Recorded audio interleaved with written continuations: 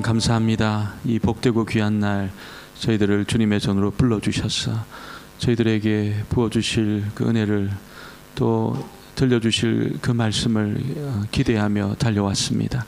하늘문을 활짝 여시고 우리 한 사람 한 사람 또 각자가 처한 그 상황들이 다 다르고 또 우리가 느끼는 삶의 무게들이 다 다르지만 우리 하나님은 참으로 우리의 모든 인생의 짐을 벗어 버리게 하실 수 있고 또한 우리의 막혀있는 그 길들을 열어주실 수 있고 또 이곳에서 하나님 살아계심을 경험하게 하실 수 있는 전능하신 분이신 줄 믿습니다.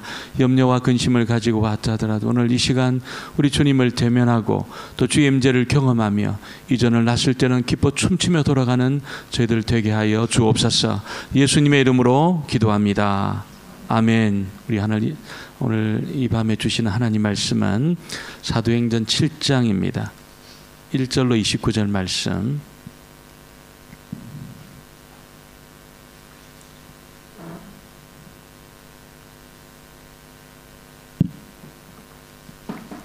우리 말씀을 조금 길지만 그래도 우리가 말씀 보면서 우리 교독하도록 하겠습니다. 1절부터 말씀 좀 생각하면서 교독합니다. 대제사장이 이르되 이것이 사실이냐? 스데반이 이르되 여러분 부영들이여 들으소서. 우리 조상 아브라함이 하란에 있기 전 메소포타미아에 있을 때에 영광의 하나님이 그에게 보여 이르시되 내 고향과 친척을 떠나 내가 내게 보일 땅으로 가라 하시니 아브라함이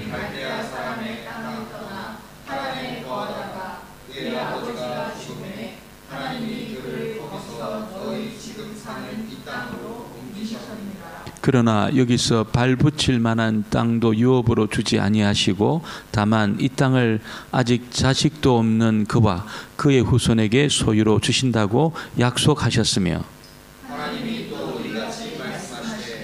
그 후손이 다른 땅에서 나그네가 되리니 그 땅 사람들이 종으로 삼아 400년 동안을 괴롭게 하리라 하시고 또 이르시되 종 삼는 나라를 내가 심판하리니 그 후에 그들이 나와서 이곳에서 나를 섬기리라 하시고 할례의 언약 아브라함에게 주셨더니 그가 이삭을 낳아 8해 만에 할례를 행하고 이삭이 야곱이 우리 12조상을 낳으니라.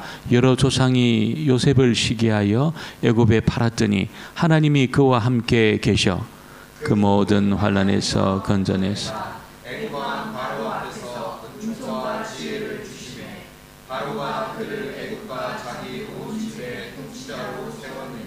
그때에 애굽과 가나안 온 땅에 흉년이 들어 큰 환난이 있을새 우리 조상들이 양식이 없는지라.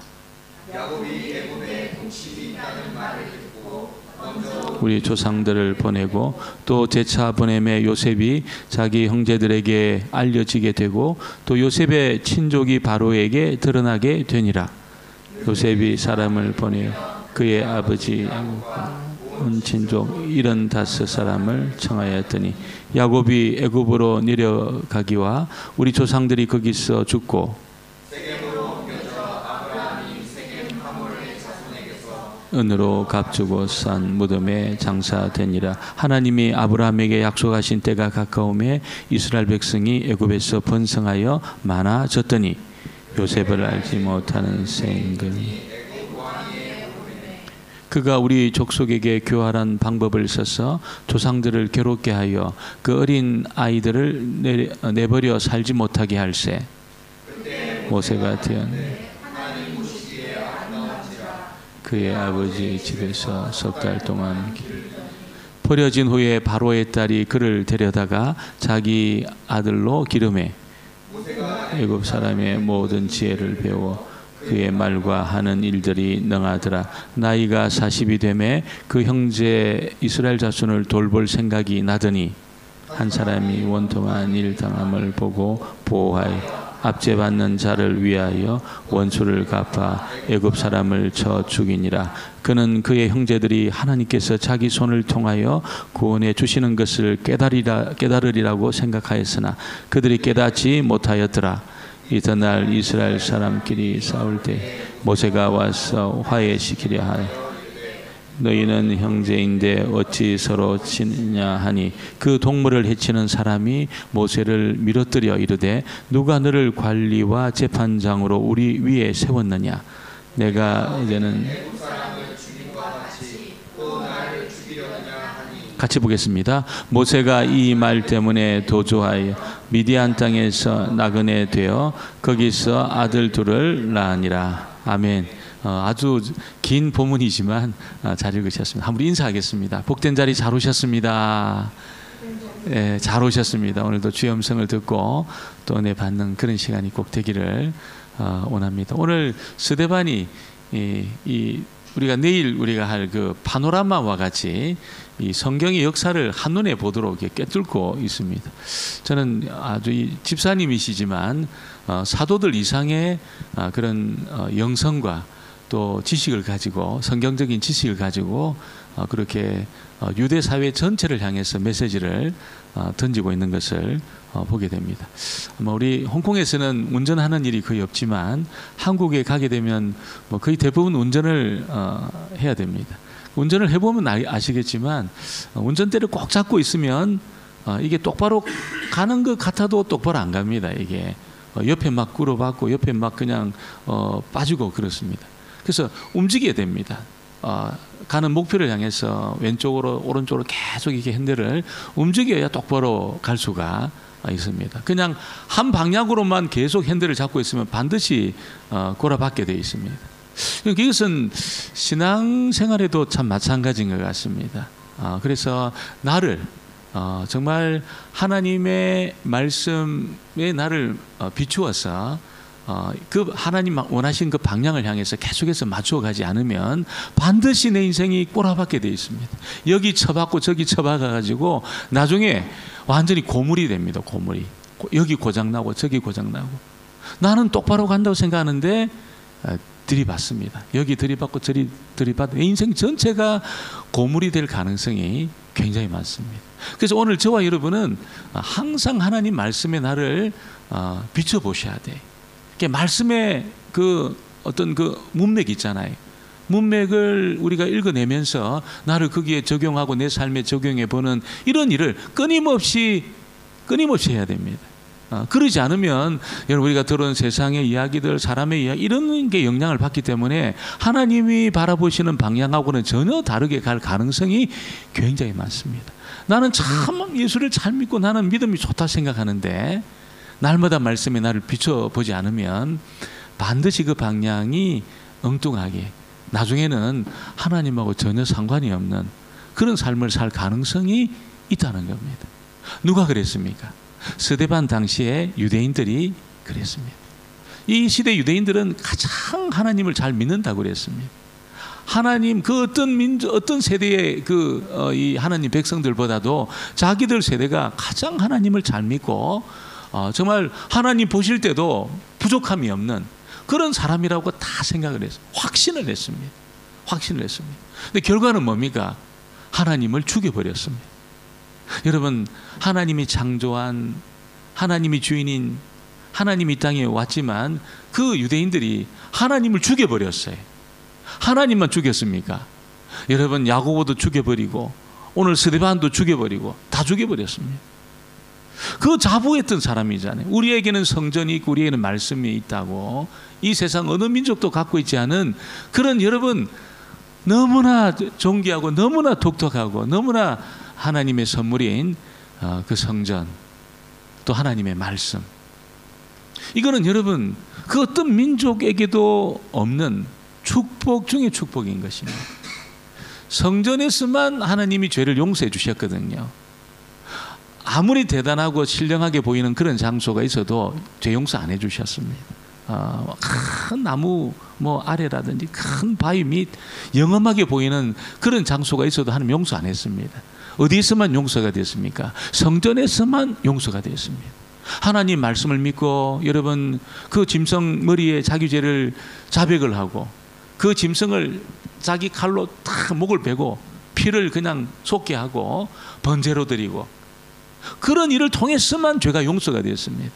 여러분 죄가 용서가 안 되면 그 인생이 그 죄에 눌려가지고 정말 하나님하고 아무 상관이 없는 그런 삶을 살다 보니까 불행할 수밖에 없어요. 불행할 수밖에 없어요. 하나님이 오셔야 우리 인생에 만족이 있거든요. 하나님이 오셔야. 아무리 대단한 거 소유하고 있잖아요. 사람들이 부러워하는 그런 것을 가지고 있어도 이게 우리의 인생을 채울 수가 없어요. 채워내지를 못합니다. 그러니까 공허합니다. 정말 저분은 너무 행복하겠다 생각하지만 사실은 하나님이 없으면 공허해요. 굉장히 공허하고 여러분 그 인생이 의미를 찾지를 못해. 그러니까 하나님이 이렇게 오셔야 됩니다. 어떻게? 죄를 처리해 주시고 여러분 복된 관계를 회복하시면서 우리 가운데 오실 때 그 인생이 참으로 행복해지거든요. 근데 그런 행복을 유대인들에게만 하나님이 주신 거잖아요. 성전을 주시면서 성전에서만 죄가 용서가 되니까 거기서만 하나님과의 관계가 회복이 되니까 여러분 얼마나 큰 복입니까? 그리고 하나님의 말씀을 유대인에게만 주셨거든요. 이 세상 그리스 우리가 고대의 사람들은 우리보다 별로 똑똑하지 않다고 생각하잖아요. 이건 천만의 말씀입니다. 우리가 이 플라톤이라든지 소크라테스라든지 이런 또 아리스토텔레스 이분들의 철학을 보면 충격을 받습니다. 우리가 생각하는 것 따라가지 못할 그 깊이 있잖아요. 어마어마한 깊이로 들어가서 그 여러분이 일반 은총 속에서 그런 지식의 세계를 이렇게 펼쳐냅니다. 저는 학부 대학원에서 철학을 거의 부전공으로 공부를 했습니다. 그래서 무슨 고대, 근대, 중세, 현대, 특별히 그 하이데거라는 분의 이 존재론과 관련해서는 거의 한 학기 동안 그것만 했어요. 그러니까 그분들이 여러분 우리보다 훨씬 더 우리가 생각하지 못하는 그런 정신의 세계를 갖고 있습니다. 얼마나 깊은지 몰라요. 그런데 여러분 그런 고도의 지성을 가진 분들이 길을 못 찾아요. 길을 못 찾아요. 상상할 수 없는 그런 지식의 세계에 깊이 들어갔지만 인생의 길을 못 찾아요. 왜 그렇습니까? 진리의 빛이 비춰지지 않으니까 캄캄한 겁니다. 플라톤도 캄캄했고 아리스토텔레스도 캄캄했고 여러분 하이데거도 캄캄했고 있잖아요. 실존주의 철학자들 사르트르 이런 다 캄캄했습니다. 전부 캄캄했습니다. 다 방황했습니다. 지적으로 전부 방황했습니다. 그런데 말씀의 빛이 비춰진 인생은 어떻습니까? 여러분 그 길을 찾습니다. 인생의 길을 찾고 답을 찾습니다. 이 복이 유대인들에게 있었다는 거예요. 얼마나 놀라운 복입니까? 여러분 그런데 하나님이 오셨을 때 하나님을 죽여버렸어요. 여러분 야고보를 죽여버렸어요. 스데반을 죽여버렸어요. 왜 그렇습니까? 하나님 말씀에 자기를 비춰보질 않은 겁니다. 자기를 이렇게 점검해 보질 않은 겁니다. 완전히 하나님이 오셨을 때 보니까 전혀 다른 하나님하고 아무 상관이 없는 그런 종교를 갖고 있더라는 거예요. 그래서 스데반이 지금 이 구약의 그 파노라마를 펼쳐내면서 이 스토리를 설명하잖아요. 이 전체적으로 스데반이 들려주고 있는 이야기가 뭘까요? 유대인들의 오해가 뭐냐면 하나님은 성전에 계시다고 생각했습니다. 하나님은 성전에 계시고 하나님 약속의 땅에 계신다고 생각을 했습니다. 그 하나님 우리가 소유하고 있다고 생각을 했습니다. 하나님 우리가 소유하니까 여러분 너무 좋은 생각이지만 그 밖에 가면 어떻게 됩니까? 자기 마음대로 사는 겁니다. 굉장히 이중적으로 굉장히 이율론적으로 그렇게 사는 겁니다. 하나님이 성전에 계시는 것은 맞지만 성전을 떠나면 어떻습니까? 자기 마음대로 사는 거예요. 자기 마음대로 사는 겁니다. 삶을 그렇게 살아내고 있잖아요. 11조 드리고 나면 나머지 돈은 내가 마음대로 쓴다. 다 그렇게 생각하는 겁니다.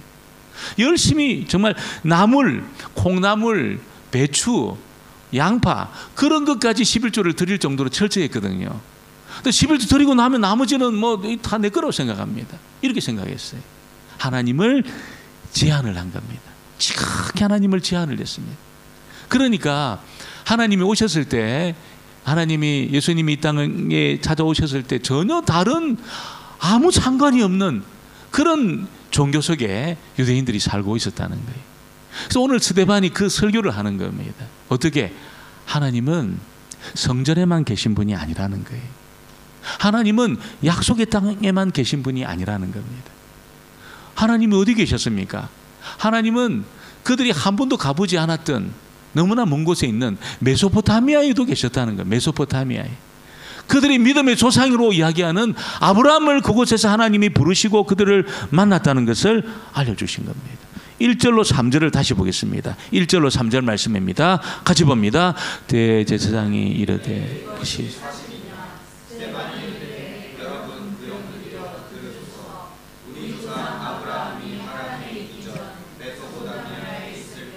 영광의 하나님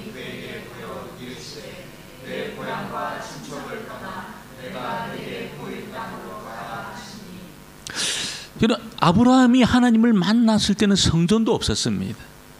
성전도 없었고 그곳은 가나안 땅, 약속의 땅도 아니었습니다. 메소포타미아였습니다.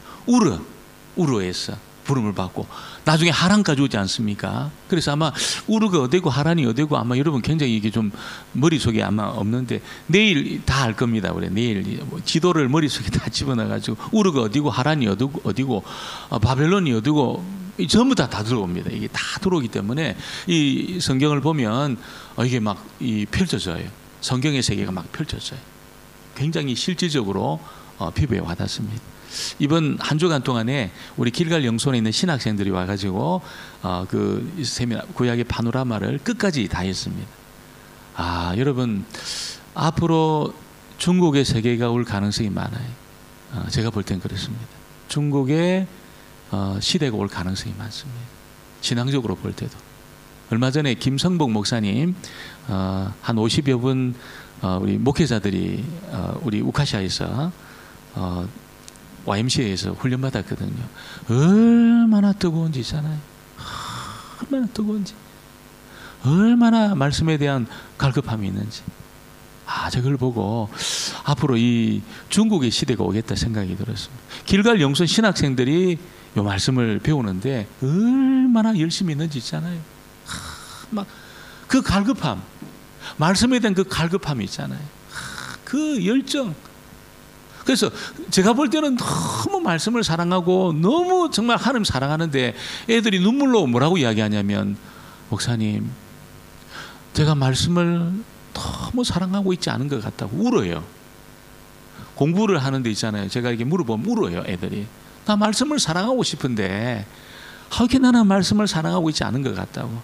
성경이 전부 여러분 이 두껍습니다. 애들이 막 얼마나 성경을 봤는지 있잖아요. 두껍습니다.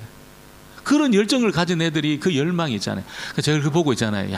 그 하나님 앞에 가난해져 있는 그 마음 참 이렇게 중국의 시대가 오겠다 생각이 들었어요. 그 파노라마 하면서 그걸 제가 느꼈어요. 말씀에 대한 열정을 느꼈어요. 여러분 이 메소포타미아 이곳은 약속의 땅도 아니고 성전도 없는 곳인데 하나님이 아브라함을 그곳에서 만나 주셨다는 겁니다.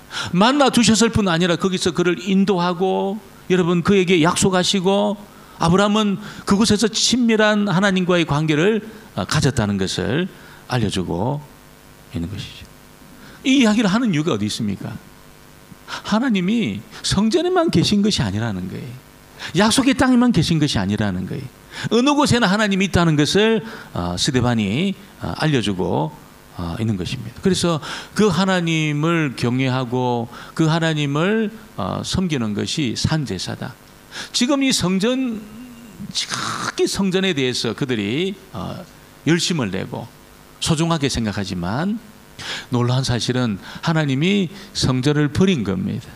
그 성전을 버렸습니다. 왜? 그리스도가 오셔서 완성하셨기 때문에. 그리스도가 그 성전의 개념을 완성하셨기 때문에, 그 계시를 완성하셨기 때문에 더 이상 성전이 필요 없다는 거예요.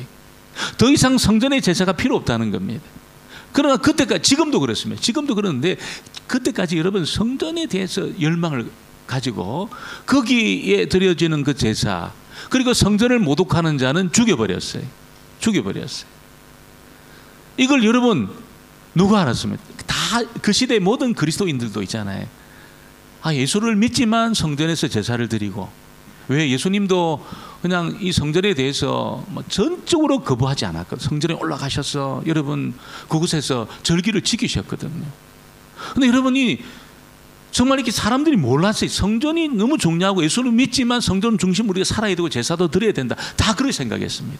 그런데 성령이 임했던 스데반이 그 디아스포라 그 그리스도인 아닙니까? 스데반이 성령이 임하고 나서 하나님의 지혜와 여러분 그 은혜가 충만해졌을 때 깨달은 겁니다.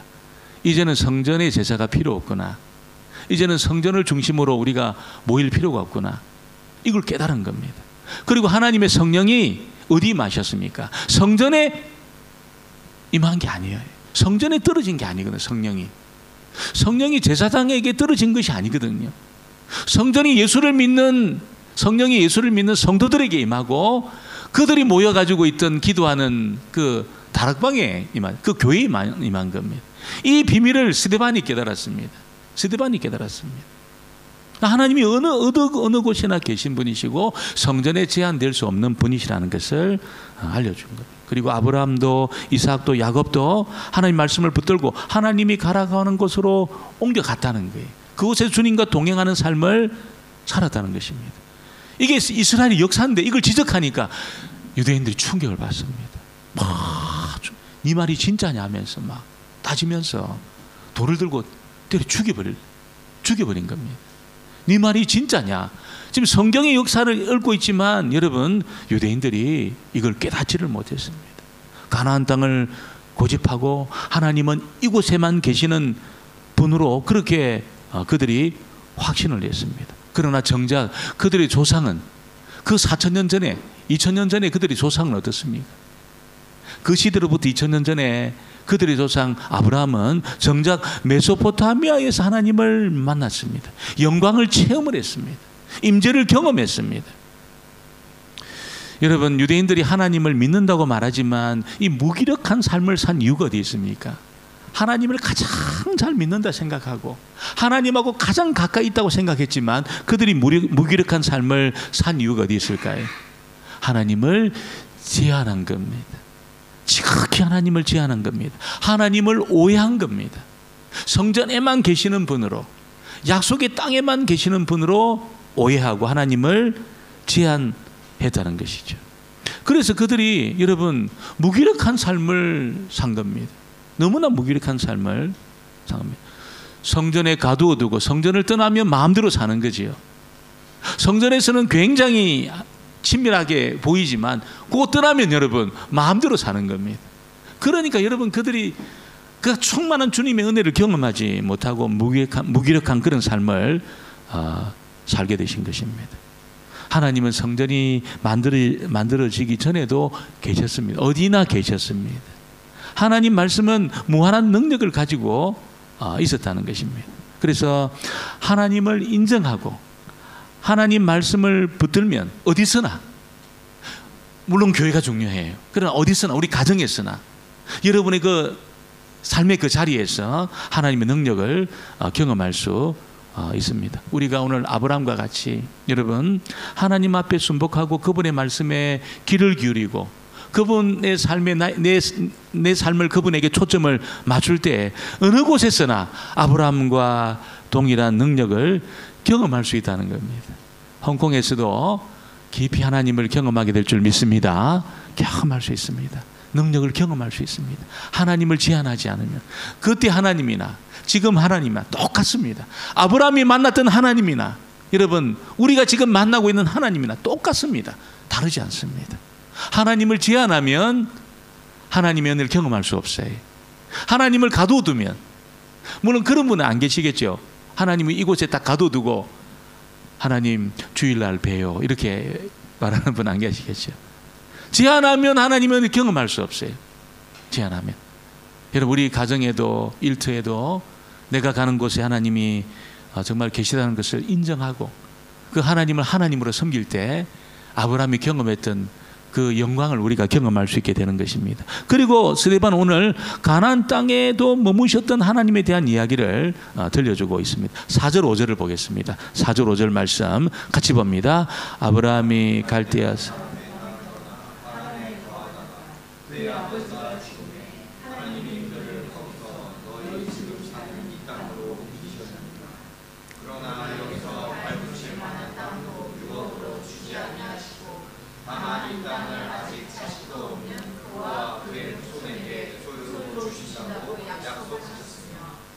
여러분, 장소에 얽매이지 않으시는 하나님이 스스로 약속의 땅에 자기를 메고 두셨어요. 스스로 하나님이 가나안 땅에 자기를 메고 두셨습니다.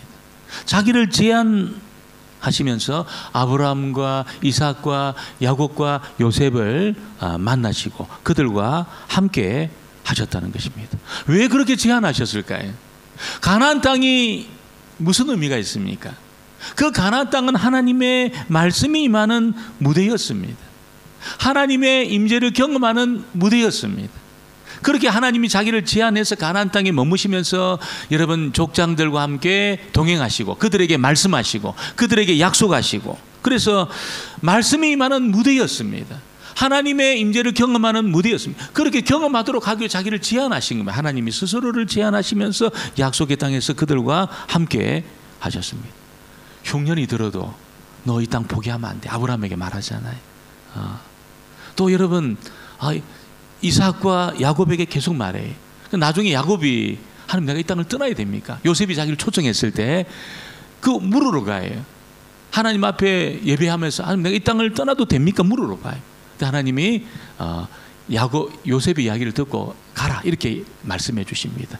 네가 들어갈 때는 적지만 나올 때는 반드시 나오게 할 텐데 내가 민족을 이루어서 내가 나오게 할 거다, 이 약속을 주시면서 야곱이 그 약속의 땅을 떠나는 것을 하나님이 허용해 주셨습니다.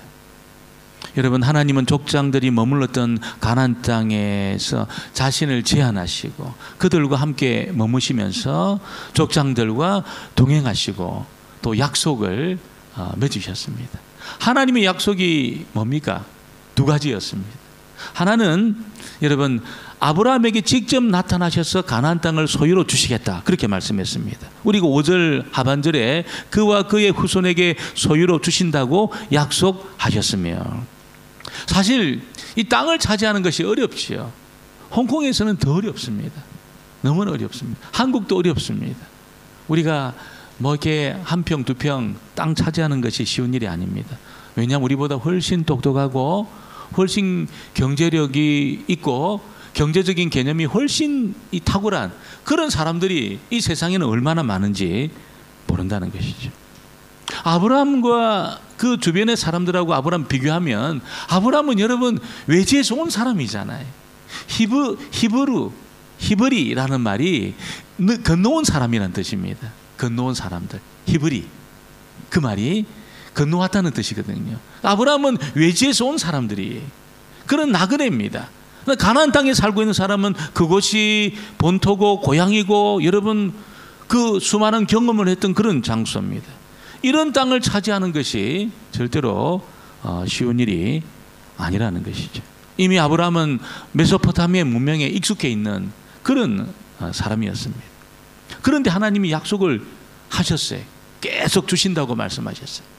그리고 하나님은 450년 후에 가나안을 아브라함의 후손에게 주겠다 이렇게 약속을 하십니다. 우리 6절 7절도 보겠습니다. 6절 7절 말씀을 같이 봅니다. 하나님이 또 이같이 말씀하시되 그 후손이 다른 땅에서 나그네가 되리니 그 땅 사람들이 종으로 삼아 400년 동안을 괴롭게 하리라 하시고, 또 이르시되 종 삼는 나라를 내가 심판하리니 그 후에 그들이 나와서 그곳에서 나라를 섬기리라 하시고, 450년이 지났을 때 상황이 좀 달라졌을까요? 더 어려워졌습니다. 아브라함 때보다 훨씬 그 땅을 차지하기가 어려워졌습니다. 왜냐하면 450년 동안 유대인들은 있잖아요, 그 애굽에서 종살이하면서 문명의 전환을 못한 거예요. 문명의 전환을. 애굽의 문명은 청동기 문명입니다. 그리고 약속의 땅은 전부 철기 문명이었습니다. 이스라엘 백성들은 문명의 전환을 못했습니다. 광야 40년을 돌면서도 문명의 전환을 못하고 여전히 청동기 문명 속에 있었습니다. 이미 약속의 땅은 전부 철기로 바꾸고 있잖아요. 강력한 국가를 그들이 형성을 하고 있었다는 것이죠. 철기로 쇠로 된 칼을 언제 갔습니까? 유대인들이, 이스라엘 백성들이 사울 때 딱 갔습니다. 그것도 두 자루. 너무 놀랍지 않습니까? 저는 그걸 깜짝 놀랐어요. 여러분이 약속의 땅에 들어가가지고 여호수아 지나가지고 여러분 뭐 이렇게 4월 때 됐어야 그때 비로소 쇠로 된 칼을 2자루를 가져요. 2자루를. 하나님이 도와주지 않았다면 아마 완전히 망했을 겁니다. 사무엘상 13장 22절에 보니까 싸우는 날에 사울과 요나단과 함께 한 백성의 손에는 칼이나 창이 없고 오직 사울과 그의 아들 요나단에게만 있느니라. 칼이, 이 쇠로 된 칼이 사울하고 요나단만 가지고 있었다는 거예요. 그 정도로 여러분 이게 미약했다는 겁니다. 약속의 땅 전부 문명의 전환을 해가지고 다 철기를 소유하고 있었지만 여러분 이스라엘 백성들은 여전히 이렇게 청동기 문명 속에 그들이 있었다. 그럼에도 계속 하나님은 이 땅을 주겠다고 약속해 주시고 계속해서 말씀을 했습니다. 무슨 뜻입니까? 여러분, 하나님을 신뢰하라는 겁니다. 눈에 보이는 것만 믿지 말고 하나님을 믿어라. 그렇게 하나님이 도전을 계속해서 하신 것이죠. 하나님을 믿고 하나님을 신뢰할 때 약속의 성취를 경험할 수 있다는 것을 스데반을 통해서 알려주고, 하나님은 약속하시고 정말 열악한 환경 속에 있었지만 그 약속을 성취하셨어. 7년 만에 가나안 땅을 정복하지 않습니까? 여호수아가 이게 정복을 해냅니다.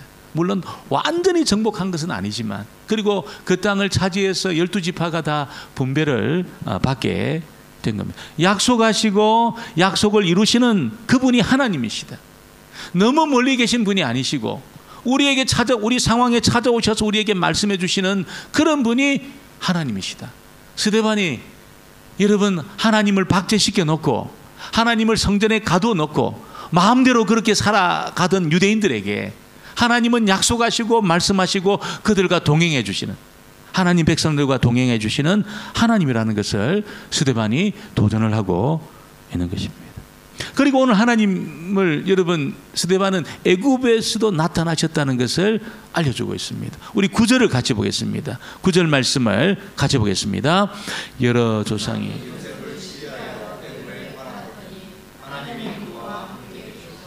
애굽은 유대인들에게는 저주받은 땅입니다. 굉장히 부정한 땅입니다. 애굽 사람들도 유대인들을 부정하다고 이야기하거든. 같이 식사도 안 했습니다. 유대인들도 애굽 사람 부정하고 그 땅은 저주받은 땅이라고 그렇게 알고 있습니다. 그런데 하나님이 그 땅에 임하신 겁니다. 그 땅에 있던 고난받는 요셉과 함께 해주셨습니다. 또 우리가 뒷부분에도 나오지만 모세를 지켜주셨습니다. 요셉과 함께 해주시고 모세를 지켜주셨다는 것이죠. 여러분 정말 이게 기근 중에 우리 그 스토리 잘 알지 않습니까? 요셉의 스토리를 잘 알고 있습니다. 그래서 기근 중에 요셉이 고난을 당하시고 고난을 당하고 어려운 중에 하나님이 요셉과 함께, 애굽에서 요셉과 함께 해주셔서 요셉이 총리가 될 때까지 하나님이 그를 지켜 주었다는 것입니다. 여러분 이런 요셉이 경험했던 하나님은 환난 중에도 하나님 백성들과 함께 해주시고 기근 중에도 하나님 백성들과 함께 해주시고 모함을 당했던 하나님 백성들과 함께 하신 하나님이라는 것을 알려주고 있습니다. 창세기 39장 1절로 3절에 보니까 잘 아는 말씀이지만 제가 한번 보겠습니다. 요셉이 이끌려 애굽에 내려가매 바로의 신하 시위대장 애굽 사람 보디발이 그를 그리로 데려간 이스마엘 사람의 손에서 그를 산이라. 여호와께서 요셉과 함께 하심으로 그가 형통한 자가 되어 그 주인 애굽 사람의 집에 있으니 그 주인이 여호와께서 그와 함께 하심을 보며 또 여호와께서 그의 범사에 형통케 하심을 보았더라. 스데반이 들려주시는 하나님은 장소에 얽매이지 않는 분이시고 불리한 환경 속에서도 함께 해주시는 분이시고, 이제 모든 것이 끝났구나 그렇게 생각했던 그 상황, 거기서도 함께 해주시는 분이라는 것을 알려주고 있습니다. 이제 모든 것이 끝났다, 거기서부터 모든 새롭게 시작하실 수 있는 분이 하나님이라는 거예요. 그 하나님 알려주고 있는 것입니다. 여러분 유대인들이 역사 알고 있지만 머리로만 상상을 못한 겁니다. 지금 스데반이 하는 이 설교를 애굽에서도 함께 하셨다, 메소포타미아에서도 하나님 거기 계신다, 이런 이야기를 받아들일 수가 없었던 것이죠. 모세가 태어났을 때 여러분 이스라엘 백성들이 얼마나 절망적인 상황입니까? 모세도 절망적이고 이스라엘 백성들도 절망적이고, 근데 하나님은 모세를 민족의 지도자로 세워주시는데 여러분, 그가 태어났을 때 너무나 절망적이었어요. 너무나 절망적이었어요. 다 죽여라, 남자든 다 죽여라, 이렇게 여러분 왕의 명령이 있던 그 상황 속에 모세가 태어났습니다. 근데 모세의 어머니가 보니까 애가 너무 준수했습니다. 너무 아름다웠습니다. 그래서 믿음으로 생각하잖아요. 어떻게? 아니, 하나님이 아들을 주신 것이 태어나면 죽이라고 주셨나? 이게 믿음으로 생각하는 거거든요. 믿음으로 생각해 보는 겁니다. 하나님이 이 아이를 주신 것이 태어나면 죽여라, 그래서 하나님이 아이를 주셨나? 이렇게 생각해 본 겁니다. 그때 여러분 결론이 뭡니까? 아니라는 거예요. 모세 어머니는 아니, 나를 죽이라고 이 아들을 준 게 아니다. 그래서 어떻게 합니까? 키웠습니다. 믿음으로 키웠습니다. 믿음으로 키웠지만 이제 애가 울기 시작하니까 더 이상 키울 수가 없었어. 이제 그 요람에다가 역청으로 만든 그런, 여러분 갈대와 역청으로 만든 요람에 아이를 싣고 어떻게 되나 보자. 그래서 아이를 나일 강가에 띄웠는데 여러분, 누가 그 아이를 건집니까? 그렇지요, 바로의 공주가 건졌습니다. 여러분, 이스라엘 백성들을 죽이려고 달려들었던 그 애굽의 심장에서 모세가 성장을 했어요. 모세가 키워졌어요. 리더로 그렇게 존귀하게 키워졌다는 겁니다. 가장 절망적인 상황 속에 여전히 하나님이 살아계시고 하나님이 함께 주신 것입니다. 얼마나 절망적인 상황입니까? 근데 하나님이 살아계셔서 그런 상황 속에서도 하나님이 관여하셔서 그 문제를 풀어내시는데, 여러분 그 요게벳, 믿음으로 모세를 키웠던 그 요게벳이 여러분 그 아이 때문에 집안이 다 살았습니다. 그 누나가 애를 건지니까 애를 낳아야 젖이 나오니까 이 젖을 지금 그때는 뭐 분유가 없잖아요. 그러니까 젖 먹일 사람을 내가 찾아 드릴까요? 그 바로 공주가 좀 찾아봐라. 어머니를 연결해서 여러분 그 아이 젖 먹이면서 신앙 교육 시키고, 여러분 왕궁에서 매월 여러분 월급이, 젖 먹이는 그 월급이 나오고 가족이 다 사는 겁니다. 하나님이 가장 절망적인 상황 속에 여러분 개입하셔가지고, 그래서 그 아이 때문에 하나님 그 가정을 살려주시지 않습니까? 그러다가 40에 우리가 아는 것처럼 모세가 여러분 애굽 사람 죽인 것 때문에 더 이상 살지 못하고 미디안 광야로 도망가잖아요. 여러분 미디안 광야의 모세는 끝장난 사람입니다. 인생 40에 자기가 모든 것을 올인한 그 일이 실패로 돌아갔을 때 재기할 수 없어요. 어려워요. 불가능한 것은 아니지만 내가 올인한 그 일이 실패로 돌아갔을 때 재기하기 어려워요. 여러분 그래서 모세가 미디안으로 도망을 갔습니다. 미디안 광야의 모세는 그야말로 끝장난 사람입니다. 끝장난 사람이에요. 근데 하나님이 이 끝장난 사람 가운데 찾아오셨습니다. 그리고 그 바닥에 있던 모세를 일으켜 주셨습니다. 80이 되었을 때 무슨 80이 된 사람이 무슨 새로운 일을 시작하겠습니까? 절대로 시작할 수 없어요. 근데 하나님이 함께 해주시니까, 그 살아계신 하나님이 여러분 끝장난 사람, 아무것도 새롭게 시작할 수 없는 그 사람 모세와 함께 주시니까 하나님의 능력이 나타나기 시작했습니다. 80에. 여러분 어떻습니까? 내가 뭐 이제 뭘 새롭게 시작할 수 있겠나? 나 어렵다. 여러분 절대로 자기를 보고 그렇게 생각하지 마시고 눈을 들어 하나님을 보시기를 바랍니다. 여러분 완전 바닥에 있던 모세에게 찾아오셔가지고 함께 하시니까 하나님의 능력이 나타나니까 거기서부터 위대한 일이 시작되는 겁니다. 하나님 그렇게 멋진 분이십니다. 얼마나 멋진 분인지 몰라요. 여러분 절대로 절망하지 마시고 눈을 들어 오늘 모세에게 찾아오시고 모세와 함께 하심으로 80의 새로운 일을 시작하신 이 하나님, 멋쟁이 하나님입니다. 우리 중에 아무도 80이 없어요. 여러분 80이 되신 분이 여러분을 보면 뭐든지 할 수 있다 이렇게 말할 겁니다. 정말 뭐든지 할 수 있다. 절대로 낙심하지 말라. 80이 되신 분이 80의 모세가 아마 우리에게 오늘 이렇게 강단에서 말씀을 전한다면 걱정하지 마라. 내가 80의 새로운 일을 시작했는데 뭘 걱정하느냐. 하나님이 함께 하시면 하나님 그 어디서나 함께 하시는 광야에서도 함께 하셨던 하나님이 나에게 찾아오셔서 내 속에 임재하시면 뭐든지 새롭게 시작할 수 있다. 아마 그렇게 우리를 격려할 겁니다. 할 겁니다. 여러분, 가나안 땅이든 애굽 땅이든 메소포타미아든 하나님이 함께 하시면 위대한 구원을 경험할 수 있게 하십니다. 하나님의 위대한 임재를 경험하게 하십니다. 메소포타미아든 가나안 땅이든 애굽이든 아무리 절망적인 그런 상황이든 하나님이 찾아오셔서 함께해 주시기만 하면 구원을 경험할 수 있습니다. 경험할 수 있습니다. 하나님을 장소에 제한해 두시면 절대로 안 됩니다.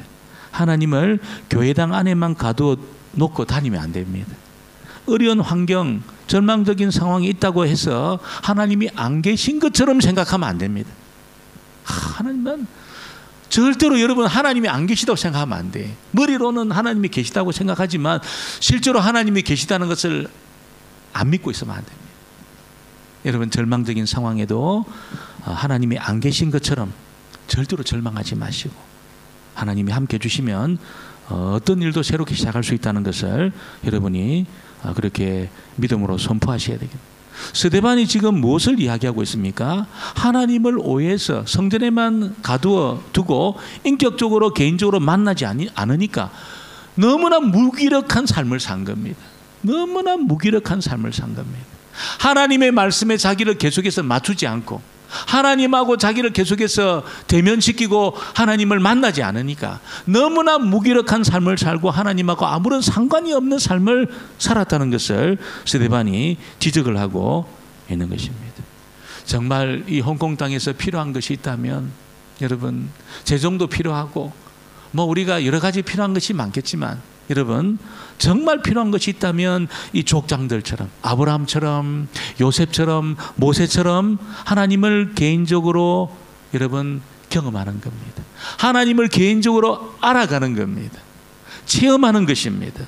상황이 좋지 않을 때, 어려움이 있을 때, 상황이 좋을 때, 여러분 무슨 문제가 생겼을 때 하나님이 나에게 찾아오실 수 있고 내가 하나님에게 찾아가서 말할 수 있고 하나님도 나에게 찾아오셔서 말씀하실 수 있다. 이걸 여러분이 전제하시고 하나님 앞에 나가셔야 됩니다. 하나님은 우리의 말도 이해하시고 들어주실 수 있는 분인 줄 믿습니다. 우리의 말 다 이해하셔요. 모르는 게 아니에요.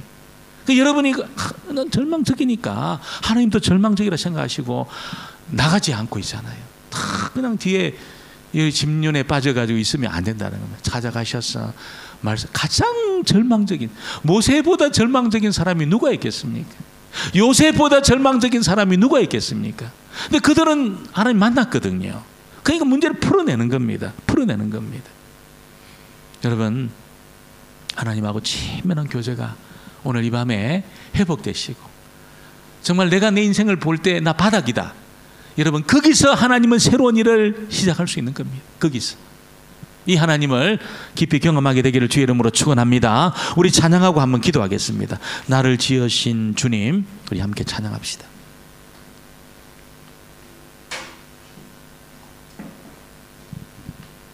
이제 찬양팀 나오셔서 찬양합시다.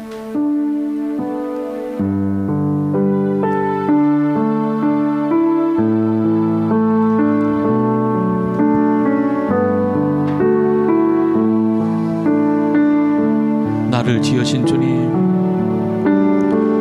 나를 지으신 주님, 내 안에 계셔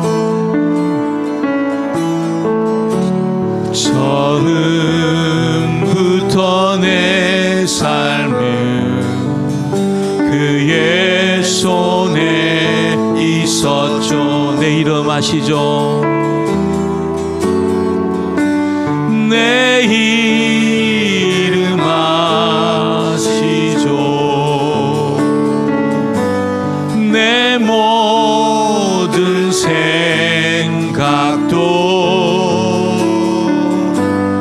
내 흐르는 눈물 그가 닦아주셨죠. 아멘. 그는 내 아버지,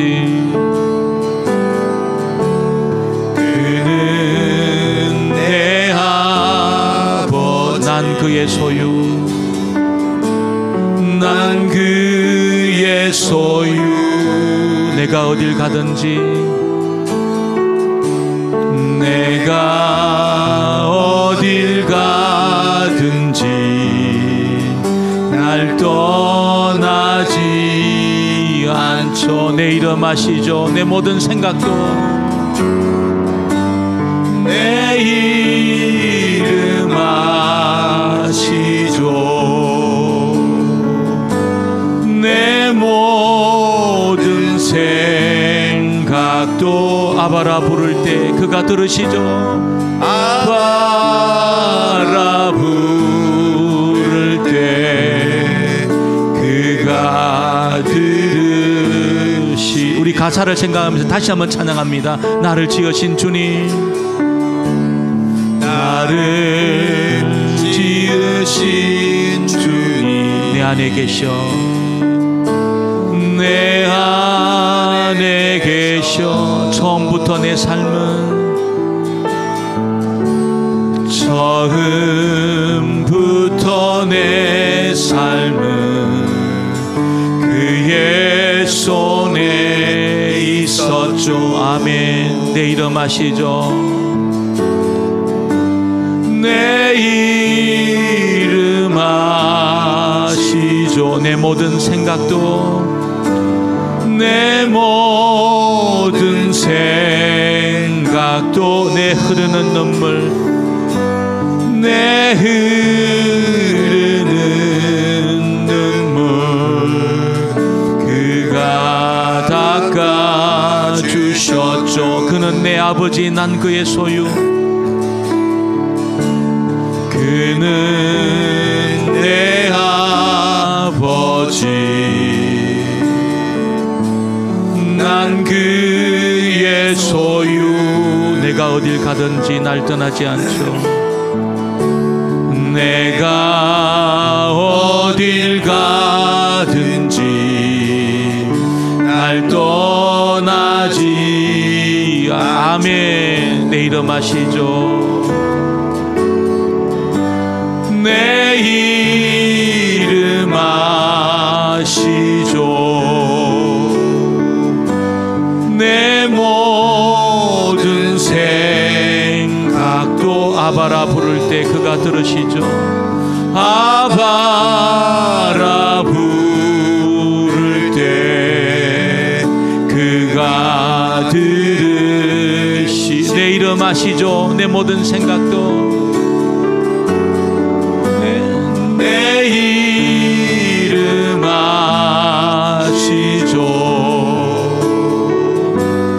내 모든 생각도, 내 흐르는 눈물 그가 닦아주셨죠.